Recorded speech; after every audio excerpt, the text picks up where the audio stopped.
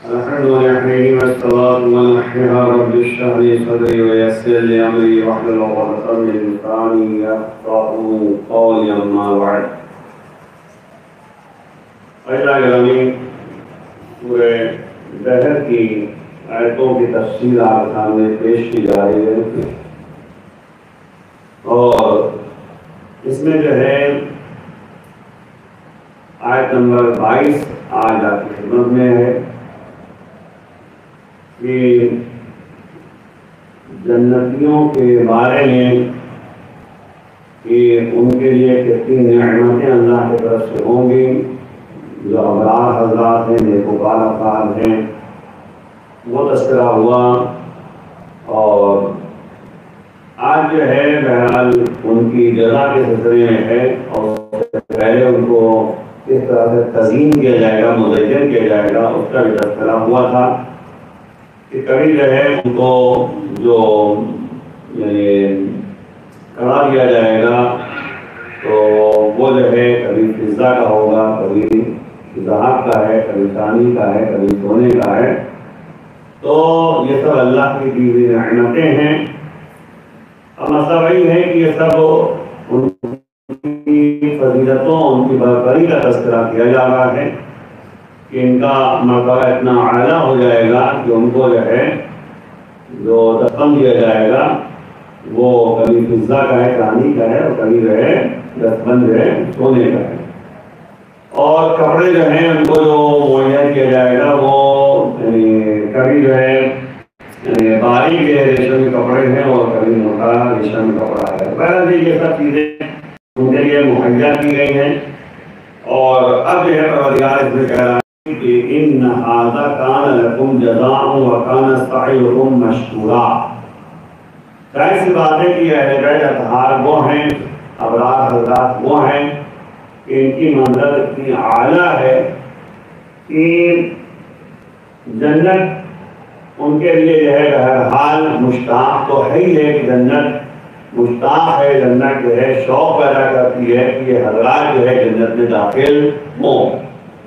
جس طرح سے نبی نے فرمایا کہ ان الجنت تشتاق الیک، یعنی یا علی ان الجنت تشتاق الیک وَإِلَىٰ سَلْمَانٍ وَإِلَىٰ أَبِي ذَرٍ وَإِلَىٰ مِقْدَادٍ وَإِلَىٰ عَمَّارٍ.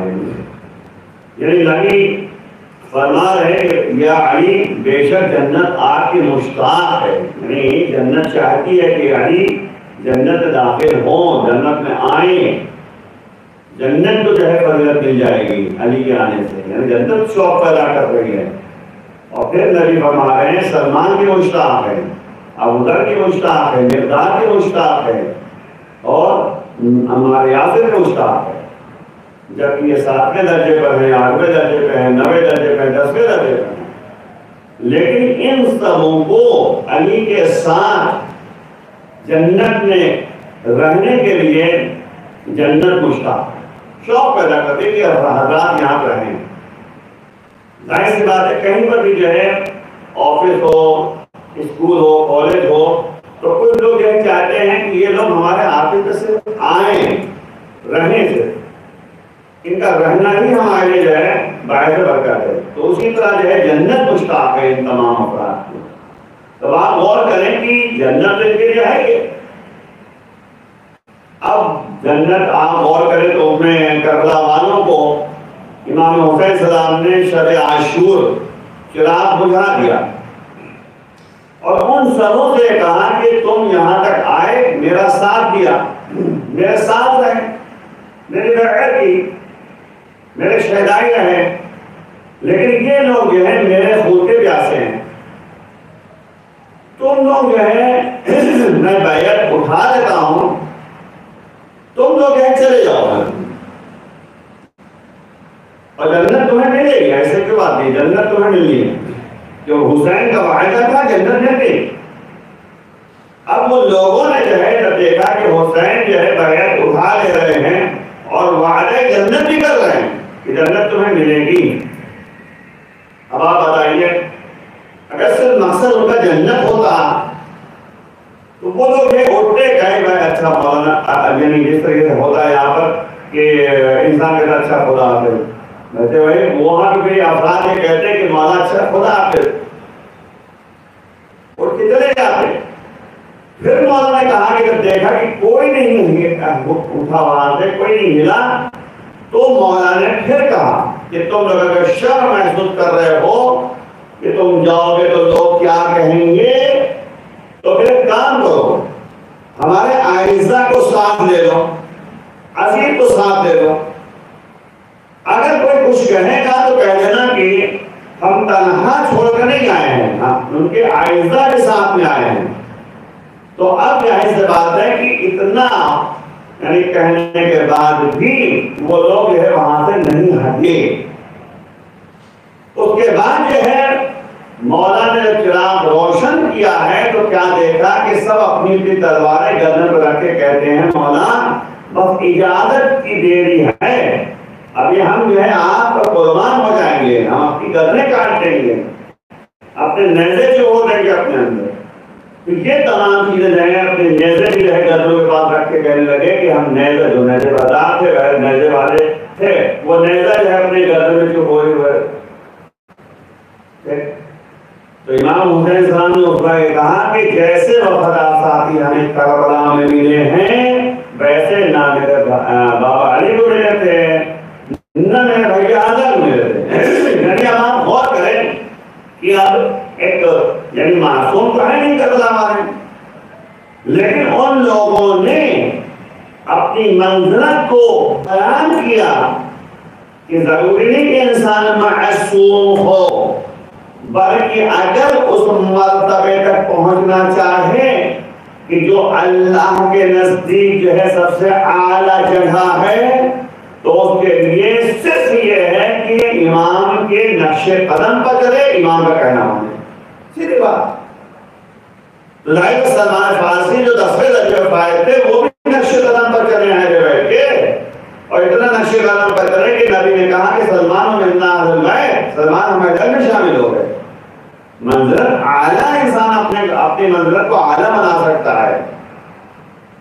اسی لیے جو ہے آپ جو ہے نماز میت جب پڑھتے ہیں کہتے ہیں کہ اللہم اجعلو عندک فی اعلیٰ علیین، بلند مرتبے پر جو ہے اس کو قرار دیتے ہیں. بڑی مسئلہ ہے کہ اعلیٰ علیین میں جانا ہے تو شہدائی بننا پڑے گا. اب آپ غور کریں یہاں پہ بیان کر رہا ہے پروردگار کی ان ھذا کان لکم جزاء وکان سعیکم مشکورا، بے شک یہ آپ کی جزا ہے اور آپ کی کوشش اور سعی جو ہے، کوشش اور سعی جو ہے یہ قابل شکر قابل قدر ہے، یعنی شکریہ کے قابل ہے، قدردانی کے قابل ہے. یعنی آپ جو ہیں ظاہر سی بات ہے جنت قرار دی گئی ہے ان کے لیے جو حرام کو چھوڑتے ہیں واجبات کو انجام دیتے ہیں. اب ظاہر ہے تقویٰ پرہیزگاری جو اختیار کرتے ہیں ان کے لیے اس بفضل جنت للمتقین، بے شک جو ہے یعنی جنت بنائی گئی ہے اسی متقین کے لیے مخصوص کر کے اس بفضل جنت للمتقین. اللہ کہتا ہے کہ بنائی گئی ہے، صرف جنت بنائی گئی ہے متقین کے لیے. تو بظاہر بات متقین حضرات تو ہیں، پھر امام المتقین کیا ہوگا، مولا متقین کیا ہوگا؟ بھائی متقین جنت ہے تو اعلیٰ درجے میں جو ہیں امام المتقین ان کے لیے مرتبہ اور اعلیٰ ہونا چاہیے نا.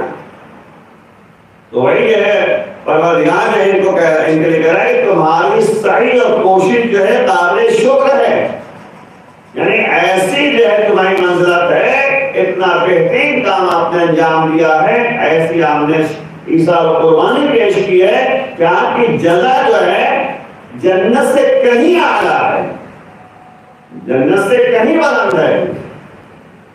جنت عام لوگوں کے لیے ہے. پھر اللہ نے اسی لیے جو ہے کسی کو مالک جنت بنایا، پھر اللہ نے کسی کو جو ہے قصیب نار جنت بنایا، پھر اللہ نے کسی کو خاتون جنت بنایا، پھر اللہ نے کسی کو جو ہے سید شباب اہل جنت بنایا. تو یہ سب جو ہے اس مشکور کی منزل میں ہے نا، قابل شکر بنایا ہے. اور اس طریقے سے ان کے لیے جزا رکھی ہے کہ اللہ جو کہتا ہے کہ ان کی مشیت پروردگار ہے اور اللہ کی مشیت اہل بیت ہے.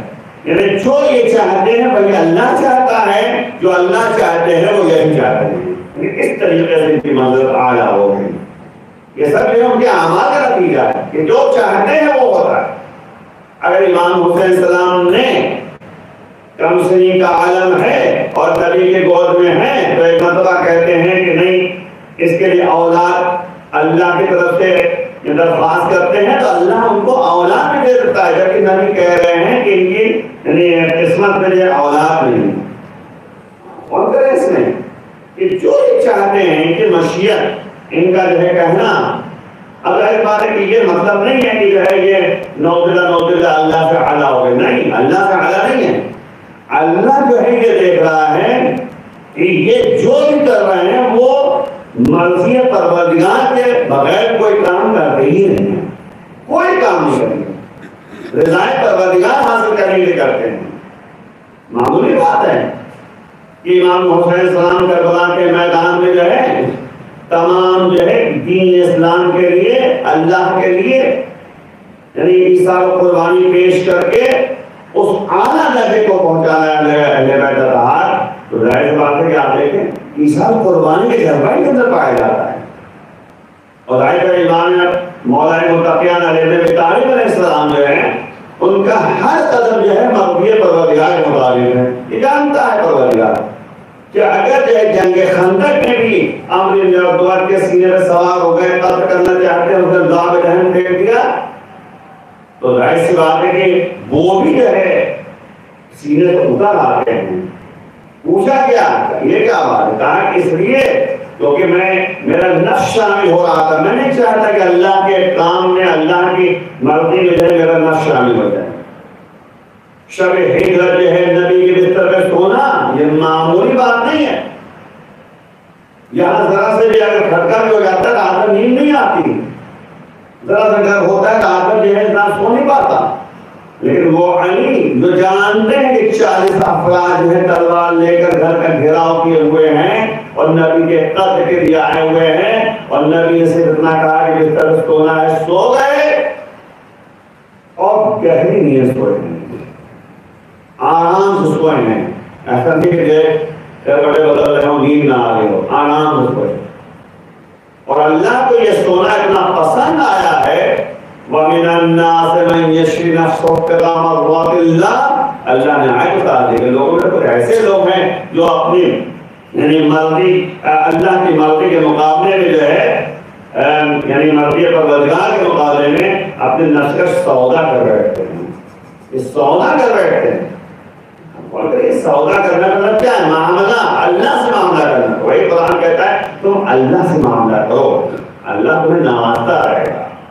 وہی مطلب ہے کہ اہل بیت اطہار کو منزلت جو ہے اتنی اعلیٰ، ان کی جزا اتنی اعلیٰ کہ اللہ کہہ رہا ہے کہ تمہاری کوشش، تمہاری سعی جو ہے یہ قابل شکر ہے، قابل قدر ہے۔ اور آپ دیکھیں اگر کربلا کے میدان میں جو افراد موجود تھے، اصحاب ہے نا جو شہدائے کربلا ہیں، وہ جنت ان کو مل رہی تھی، بہت بڑی منزلت چاہ رہے تھے۔ اچھا ان کو منزلت کیا ملی؟ آج تک ان کو علیہ السلام کہا جاتا ہے۔ آج تک آپ جو ہے زیارت پڑھتے ہیں، جب زیارت امام حسین پڑھتے ہیں تو آپ زیارت سارے شہداء بھی پڑھتے ہیں، پڑھتے ہیں۔ اسی طریقے سے منزلت اتنی اعلیٰ ہوئے کہ اس وقت سے لے کر تا قیامت جو ہے زیارت امام حسین السلام کے ساتھ ہے سارے شہداء کی زیارت پڑھی جائے گی۔ اور اس کے علاوہ ان کو جو ہے منزلت اتنی اعلیٰ ہوئے کہ یہ شفیع معیشت بن گئے، شافع معیشت بن گئے، ان کو شفاعت کا حق بھی حاصل ہو گیا ہے۔ اتنی بڑی منزلت ہے، اگر چلے جاتے تو زیادہ کی جنت مل جاتی۔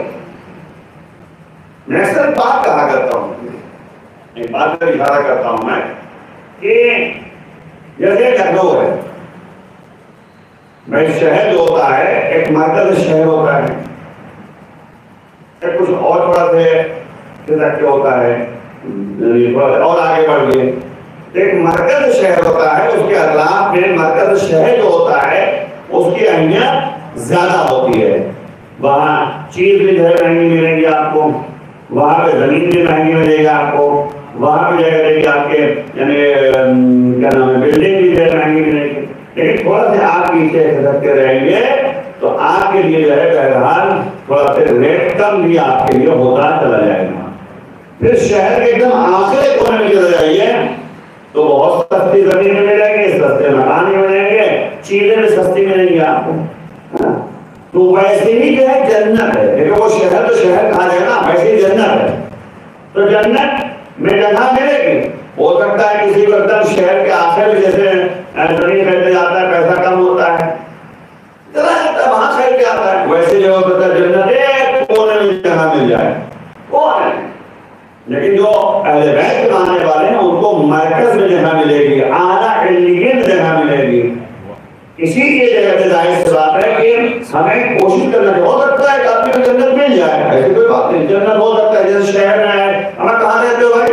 ہاں جی لکھنؤ میں رہتا ہوں، فلاں جگہ رہتا ہوں، فلاں شہر میں رہتا ہوں۔ اب وہ تھوڑا مگر سوچ رہا ہے کہ مرکز شہر میں رہ رہے ہو یا آخری شہر میں رہ رہے ہو، میں رہا ہوں میں شہر، ہو سکتا ہے شہر کے بالکل آخری کونے میں ہو جہاں سے شہر کے مرکز میں آنے کے لیے ہے کئی 1 گھنٹہ لگ جاتا ہو مثلا، تو وہاں جنت میں ہے، تو جنت ہے۔ اب اس کو ہو سکتا ہے ایک آدمی کو جنت ملے تو ایک ایک دم کونے میں جنت مل جائے، ٹھیک ہے وہاں بھی جنات ہیں، لیکن جو مین جگہ پہ اعلیٰ علیین میں جگہ ہے جنت کے جو مراکز ہیں ان میں اگر غور کریں آپ تو ظاہر بات ہے وہ منزلت حاصل کرنے کے لیے ہمیں کوششیں کرنی پڑیں گی، ساتھ اور قربانی جذبہ پیدا کرنا ہوگا۔ اسی لیے جو نبی نے یعنی اہل بیت اطہار میں باقاعدہ 3 دن روزہ رکھ کے اظہار قربانی پیش کر کے روٹیاں رائے پر میں تقسیم کر دی تاکہ وہ منزل جو ہے ان کو جو اللہ نے عطا کی ہے وہ برقرار رہے۔ اور یہی مسئلہ ہے کہ ان کی مرضی اللہ کی مرضی کا صدقہ ظاہر جملہ کہہ دیا کہ بیٹے تمہارے کپڑے درزی کے یہاں ہیں تو اللہ کی رضوان جنت کو درزی بنا کر بھیجتا ہے، اور جب تب بات کرتا تو یہ نہیں کہتا رضوان جنت کو، کہتا انا حیات الحسنین، میں حسنین کا درزی ہوں۔ خدا کی جانب سے انہیں کہا جائے گا کہ یہ عظیم نعمت اور یہ جو عطا ہے اللہ کی طرف سے بے نظیر، یہ سب آپ کے اعمال کے نتائج ہیں، یہ اللہ کرے گا۔ اور صحیح کوشش اور آپ کی تلاش خدا کے فرمان کے اطاعت کے راستے میں مقبول بھی ہے اور مشکور بھی ہے، اور کہیں کوئی تصور نہ کرے کہ یہ جو عطا ہے مواہب ہے اور عظیم اجزا کو بے حساب دیا جائے گا، یہ سب کوشش اور عمل کی جزا ہے اور مجاہدت اور خودسازی اور گناہوں سے چشموشی کا نتیجہ ہے۔ یہ سب یہ مطلب خود لذت اور لطف خاص رکھتا ہے کہ خدا متعال یا اس کے فرشتے ابرار اور نیک افراد کو مخاطب کر رہا ہے یا کرتے ہیں یا کیا ہے، اور قدردانی اور تشکر کے عنوان سے کہتا ہے کہ یہ سب آپ کے اعمال کی جزا ہے اور آپ کی کوشش قابل شکر ہے۔ بلکہ بعض مفسرین کہتے ہیں کہ یہ ایسی نعمت ہے جو تمام نعمات سے بالاتر ہے، موہبت پروردگار، عطائے پروردگار جو تمام مواہب تمام عطایا سے کہ جو خدا انسان سے تشکر کرتا ہے اعلیٰ ہے۔ ظاہر سی بات ہے یہ اللہ کے عطا سب سے اعلیٰ ہے۔ اب کانا یہاں پہ کہا ہے وَكَانَ سَعْيُكُمْ مَشْكُورًا، کانا کی تعبیر جو فعل ماضی ہے گزشتہ سے خبر دیتا ہے، ممکن ہے کہ اس کی طرف اشارہ ہو کہ پہلے سے تمام نعمات عاقل مہیا اور معین مشخص، کیونکہ جب بھی اپنے مہمان کو بہت اہمیت دیتا ہے میزبان تو پذیرائی میں وسائل کو بہت پہلے سے تیار رکھتا ہے۔ ظاہر سی بات آپ دیکھیں آپ کے گھر اگر مہمان آتا ہے آپ دعوت کرتے ہیں نا، تو دعوت کا پہلے سے انتظام کرتے ہیں، چیزوں کا پہلے سے انتظام کرتے ہیں، انتظام رہتا ہے یعنی تاکہ مہمان کا جو ہے استقبال کیا جائے۔ تو ویسے جو یہاں پر بھی ہے پروردگار پہلے سے ان کی جزا کو مشخص کر رکھا ہے، ان کے لیے معین کر رکھا ہے۔ ظاہر سی بات ہے تمام چیزیں جو ہمارے لیے ہیں وہ سب چیزیں اس بنیاد پر ہیں، لیکن واجبات کے علاوہ یہ سب جو ہے وہ تمام انجام دیتے ہیں۔ معمولی بات ہے رات بھر جو ہے عبادتیں کرنا، لوگوں کو جو ہے تقسیم کرنا، چیزیں جو ہے تقسیم کرنا، روٹیاں تقسیم کرنا اور رات بھر عبادتیں کرنا، اللہ کی عبادت میں مصروف رہنا، یہ معمولی شخصیت ہے۔ ابو دردہ فرماتے ہیں کہ میں نے دیکھا کہ مولا متقیان ابن طالب علیہ السلام بیت الشرف سے باہر نکلے، رات کے سناٹے نہ دے رہا ہے۔ میں نے دیکھا مولا کو تو میں بھی جو ہے یہ کوشش میں لگا، میں سوچنے لگا کہ مولا کدھر جا رہا ہے، میں بھی پیچھے سے چلنے لگا، دیکھنے لگا کہ آخر کدھر جا رہا ہے مولا۔ مولا باغ میں گئے، ایک درخت نیچے مصلی بچھایا اور وہ اس وقت سے لے کر پوری رات جو ہے نمازیں پڑھتے رہے، پوری رات نمازیں پڑھتے رہے، میں چھپ کر دیکھتا۔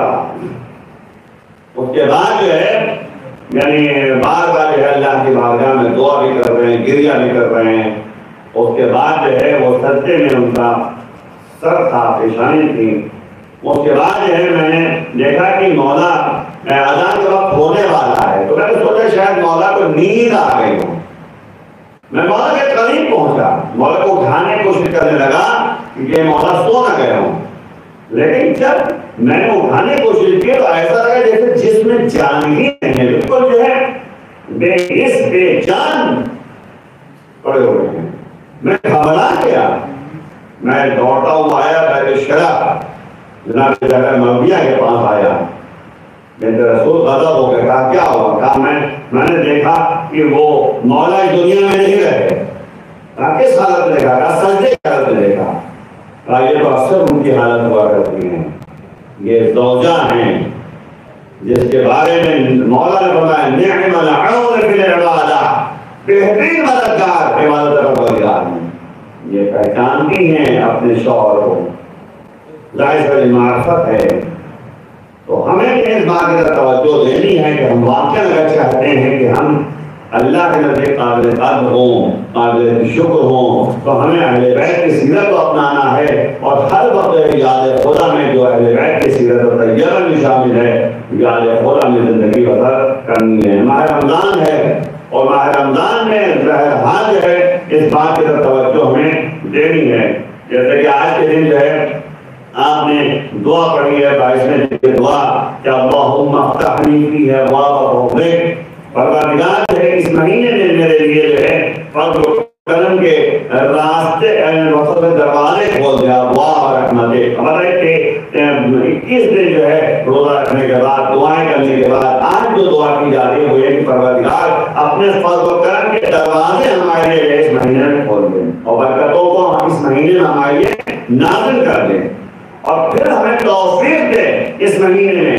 تاکہ ہم تیری مرضی کے جو اسباب ہیں ان کو ہم فراہم کر سکیں، جس کے ذریعے تو راضی ہو جا، مرضی پروردگار حاصل کرنے کے لیے۔ جب انسان اللہ کی مرضی حاصل کر لے گا تو نفس مطمئنہ حاصل ہو جائے۔ اب ظاہر بھائی یا ایھا النفس المطمئنہ، ہے نا، اے نفس مطمئنہ، پروردگار کہہ رہا ہے اے نفس مطمئنہ پلٹا، میں تجھ سے راضی تو مجھ سے راضیتا مرضیہ کا نام ہے، جنگلہ بسمہ کے راضیتا مرضیہ، یعنی تو بھی راضی ہے اور ظاہر تو مرضی بھی ہے، یعنی تیرا نفس ظاہر سے بات ہے کہ یہ ارجعی الی ربک راضیتا مرضیہ، یعنی ایھا النفس مطمئنہ سے خطاب ہے کہ اپنے پروردگار کی طرف پلٹا، تو اللہ سے راضی ہے، راضیہ، اور تو جو ہے مرضیہ بھی ہے کہ اللہ تجھ سے راضی بھی ہے۔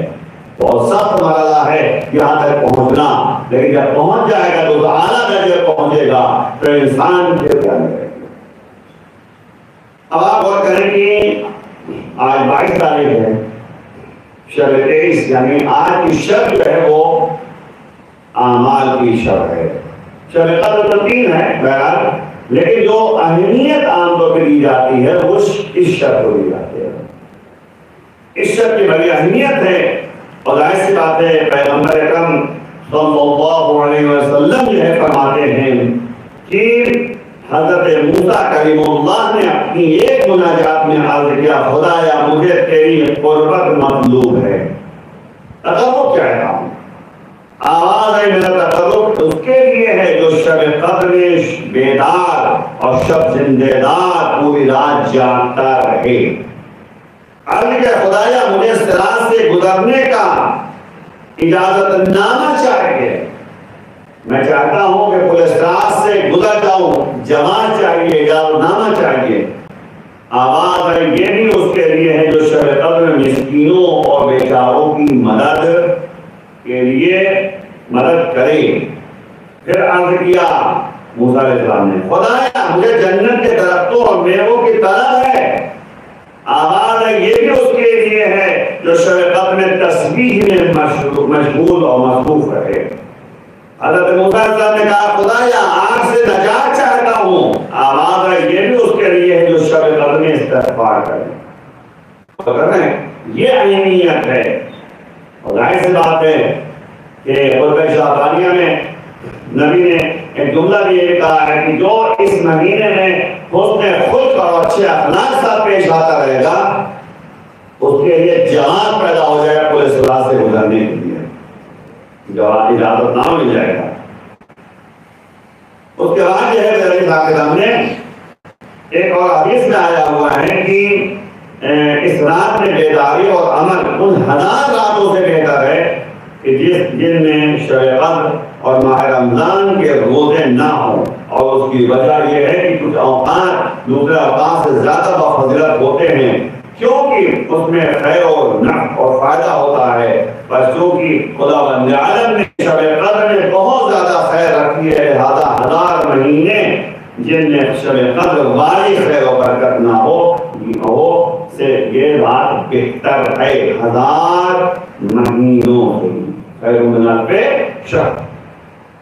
علامہ طباطبائی فرماتے ہیں کہ جیسا کہ مفسرین نے تفسیر کی 1000 راتوں سے بہتر ہونے کا مطلب یہ ہے کہ اس رات میں عبادت کی زیادہ فضیلت ہے، قرآن کی غرض بھی یہی ہے اور قرآن کے ساتھ بھی یہی معنی مناسب ہے، کیونکہ قرآن کی غایت اور توجہ اس میں ہے کہ لوگوں کو عبادت کے ذریعے زندہ اور خدا سے نزدیک کرے، اور اس رات عبادت کرتے ہوئے شب بسر کرنا دوسری 1000 راتوں سے عبادت کرنا بہتر ہے، دوسری راتوں کی عبادت سے بہتر ہے۔ پہلا میرے امام جعفر صلی اللہ علیہ وسلم نے شب قدر احیا کرنے والوں کے بارے میں فرمایا، احیا مطلب شب انتظاری، شب رات میں جاگنا کے بارے میں فرمایا کہ مبارک ہو اس کے رکوع اور سجدے کرنے والوں پر، اس کے رکوع اور سجدہ کرنے والوں پر، اور انہیں جو اپنے گناہوں کو یاد کرتے ہیں اور روتے ہیں، مجھے امید ہے کہ ایسے لوگ بارگاہ ربوبیت سے نا امید نہیں ہوں گے۔ یہ بھی بہت اہم بات۔ تو بہرحال کہ تمام فضیلتیں موجود ہیں، اور مجھے جو ہے چند باتیں اور اب کرنی اس کا تمام کہ اس شب میں جو ہے اعمال ہیں، اس شب میں اعمال ہیں۔ تو میں ایک بات اور آپ سے عرض کر دوں کہ ہمارے مزاج میں ایک بات شامل ہے کہ اگر کوئی 6 دن کی نماز پڑھ لے تو قضائے عمری کا نام دیا جاتا ہے، لیکن مطلب قضائے عمری کا مطلب یہ نہیں ہے کہ آپ جو 6 دن نماز پڑھ لیں گے آپ کی شب میں تو آپ کی زندگی بھر کی تمام نمازیں معاف ہو جائیں گی، ایسا کہیں نہیں ہے۔ وہ بتائیے کہ 365 دن جو نماز پڑھتے ہیں اور جو حضرات جو ہے صرف آج کی رات میں 6 دن پڑھ لیتے ہیں اور وہ سوچتے ہیں کہ تمام نماز معاف ہو گئی، تو پھر اس کا کیا مطلب ہے؟ آپ کو قبول کرتی ہے؟ اللہ نے واجب قرار دیا ہے، تو ایسا ہو کہ انسان جو ہے کھانا جو ہے 365 دن نہ کھائے، 1 دن بیٹھ کے کھا لیں، ایسا ہو جائے پھر ہفتے میں جو ہے 1 دن کھانا کھائے 6 دن نہ کھائے، ایسا نہیں ہو سکتا۔ روزانہ انسان کھانا کھاتا ہے تو روزانہ اس کی ضرورت ہے، اسی طرح جو ہے اللہ کی عبادت، اللہ کی عبادت اس کے ضروری ہے روزانہ، ہر بار روحانی غذا بھی ضروری ہے جسمانی غذا کے ساتھ ساتھ۔ اس کے علاوہ جو ہے یہ آواز آتی ہے 6 دن نماز آپ جو پڑھتے ہیں صرف آپ کی زندگی میں 6 دن کی نماز کم ہوتی ہے۔ اگر آپ نے 1 مہینے نماز کا قضا کی ہے پورے مہینے پورے سال میں، تو آپ کو جو ہے 30 دن میں 6 دن کی کم ہو جائے گی، اور 24 دن کی نماز آپ کو پھر سے پڑھنی پڑے گی، آپ کو الگ سے پڑھنی پڑے گی، 6 دن کی کم ہوگی۔ اب دیکھیں کہ اس رات میں جو ہے سورہ عنکبوت پڑھیے، سورہ روم پڑھیے، ہے نا۔ امام جعفر صاحب فرماتے ہیں کہ قسم کھاتے ہوئے فرماتے ہیں کہ اس رات ان دو سوروں کا پڑھنے والا اہل جنت میں سے ہے۔ کون دو سورہ؟ سورہ عنکبوت اور سورہ روم۔ اگر یہ دو سورہ کسی نے پڑھ لیا ہے آج رات میں تو وہ اہل جنت میں امام فرماتے ہیں۔ پھر ایک سورہ ہے حامل دخان، اور پھر 1000 مرتبہ سورہ قدر پڑھنا ہے۔ میں جب پھر اتنا کریں اتنا تو پڑھ سکتے ہیں تو پوری رات میں 1000 مرتبہ پڑھنا ہے۔ اس رات خصوصاً اور دیگر اوقات میں عموماً یہ دعا پڑھتے رہیے، اللہم کل ولیک الحجۃ الحسن۔ آج کی رات میں مخصوصاً بالخصوص پڑھیے، امام زمانہ کو یاد کیجیے، ان کے ظہور کی دعا کیجیے۔ ہو سکتا ہے اسی شب میں جو ہے آپ کی اللہ سن لے اور نتیجے میں امام زمانہ کا ظہور ہو جائے۔ پھر دعائیں ہیں جو پڑھنے کے لیے اس میں موجود ہے۔ اور اس کے بعد جو ہے ایک بات ہے نا تو تمام کی میں نے کہ دعائے جوشن کبیر ضرور پڑھیے۔ دعائے جوشن کبیر اگر کوئی جو ہے اس مہینے میں یعنی ماہ رمضان میں 3 مرتبہ پڑھ لے گا تو جنت اہل جنت میں وہ شمار کیا جائے گا، جنتی ہو جائے گا۔ تو 3 دن بہرحال پڑھنے کے لیے 3 شبوں پڑھنا تھا، اگر نہیں پڑھ سکے ہیں تو ابھی بھی موقع ہے، آج کی شب میں تو بہرحال پڑھیے، اس کے علاوہ جو ہے 2 شبوں میں اور پڑھ لیجیے، دن بھر پڑھ لیجیے، کسی وقت پڑھ لیجیے، 3 مرتبہ بہرحال کو پڑھ لیجیے۔ آخر واقعہ میں دعا پروردگار بہت ظاہر اولی اور بڑے اور اس شب میں ہمارے گناہوں کو معاف فرما، شب زندگی کرنے کی توفیق عنایت فرما، تیری عبادت کرنے کی توفیق عنایت فرما، اللہ کے قلب عطا فرما، بیماروں کو شفا عنایت فرما۔ پروردگار محمد علیہ کا جہاں بھی ان کی عزت و جان و مال کی حفاظت فرما، امام زمان کے دور میں تعلیم فرما، ان کے امان و انصار میں شمار